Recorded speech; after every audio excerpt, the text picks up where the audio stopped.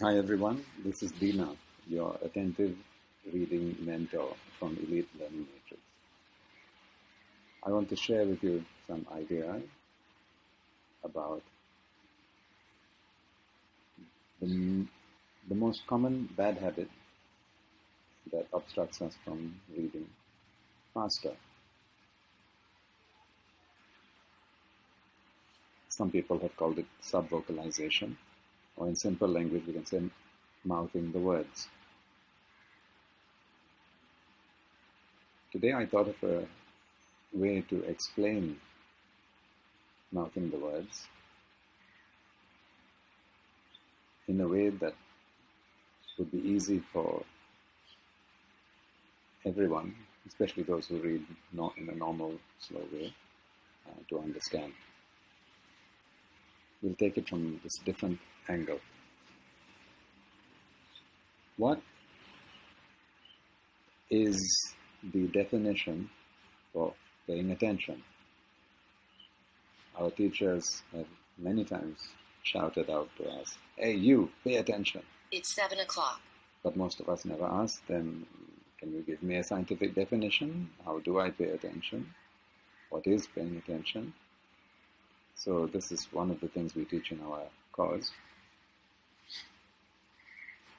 First we ask the students, well, if you pay attention, with which part of your body do you pay attention?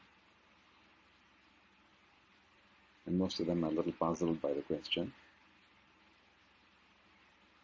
And the perfect answer to that question is you pay attention with your mind.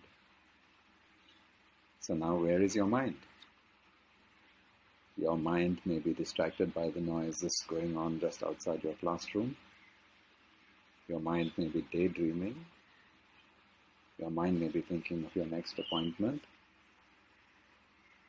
Right? But a little hard to locate the mind. But if you look at this beautiful definition of concentration, when two or more of our senses, both input senses and organs of action, output, when two or more of them focus on the same object, then the mind is focused in concentration. The more senses are engaged in one object, the more the mind becomes arrested and focused on that object. So now if you apply that explanation to the habit of mouthing the words or reading softly or reading aloud, it's because we have that additional engagement of speaking what we are saying, and that helps us to mask out the other potential distractions and gets us to actually focus on what we are reading. So it is an attempt actually to stop mindless reading. So that's fine. So that's why some people think, oh, I don't want to stop reading.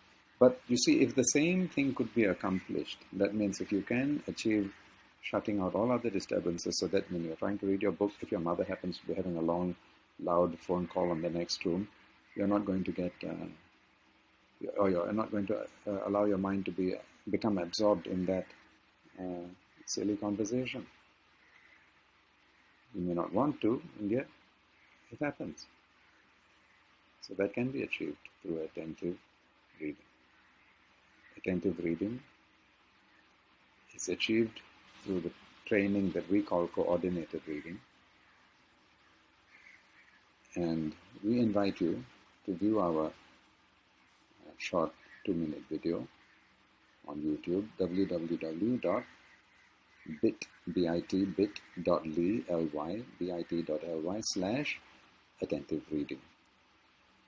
That will help you to understand what the experience is like of reading by keeping your mind fully engaged with multiple sensory engagement, but not necessarily using the mouth to say the words, because that is what slows us down. Our mouth is very slow when it comes to reading. Our eyes and our mind are very fast, but we need some alternative activities to engage us so that our mind doesn't wander and we actually can check the bad habit of